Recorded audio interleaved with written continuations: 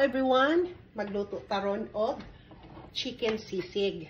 Unahon na to ang manok. Ang gigamit ako na manok ani ay yung chicken thigh, boneless at saka skinless. And version ko to ha. Ganyan ako magluto ng sisig. Madali lang naman siya maluto. Dalawang klase ang manok ang gamit ko. Yung chicken thighs, boneless and skinless, at saka yung rotisserie chicken. So, mamaya na natin ilagay yan. Lutuin mo muna natin itong chicken na to. So, cast iron ang gamit ko kasi mas maganda yung cast iron pag yung sisig. Kaya, at napakadali lang niya lutuin. Ganyan lang siya. Halo lang natin. Butter. Ani ko magluto og sisig. Manok ang sisig na to ron kay dili para dili sigi og baboy. So, ibutang na nako ang bawang, ahos.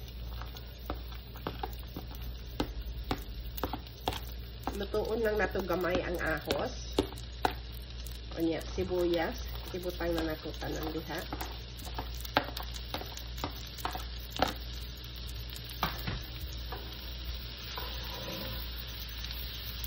Ingani ko magluto og sisig. Version ko to ha. Lagyan ko ng maraming butter para mas masarap. At ganyan lang siya. Super bilis lang. So,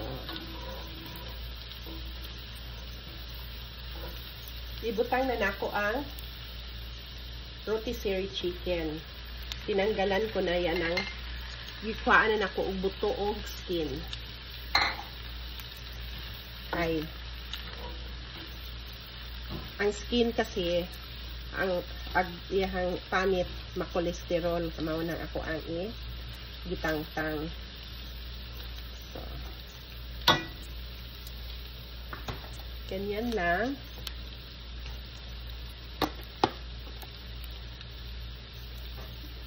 Black pepper. Healthy itong black pepper.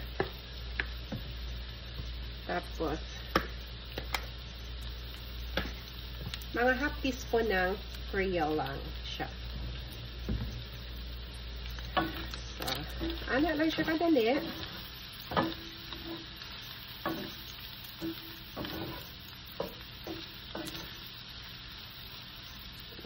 Atong ano ni siyang ibutang. Ato ang manok ganina. Medyo gamay ang ako ang cast iron. Pero, okay ra siya. Scary ra siya.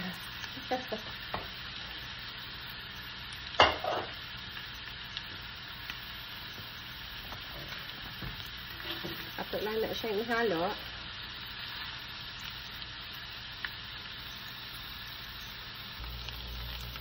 Ato na. Nagkambyo dahil ko og, nagpalit ko og pan kay gamay ra tong ganina. Unya. Ato nang ilunod ang siding labuyo og bell pepper og sibuyas. Mauna nga ako ang gibutang sa ako ang chicken sisig. Dapat to na ay mayonnaise pero dili mo angay nga ako ang mga amo og sisig na ay mayonnaise. So, mauni yang ilahang gusto. So, ano lang siya. Matirang dalian. Ihalo mo lang.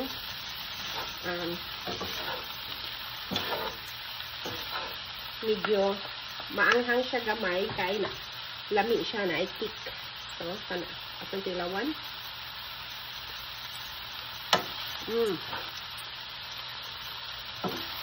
Lami, perfect.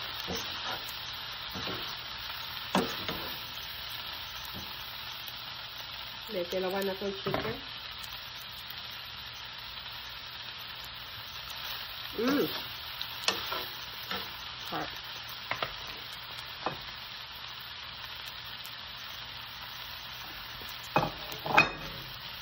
luto na ang ato ang chicken sisig. Lami kaayo, mga una ta.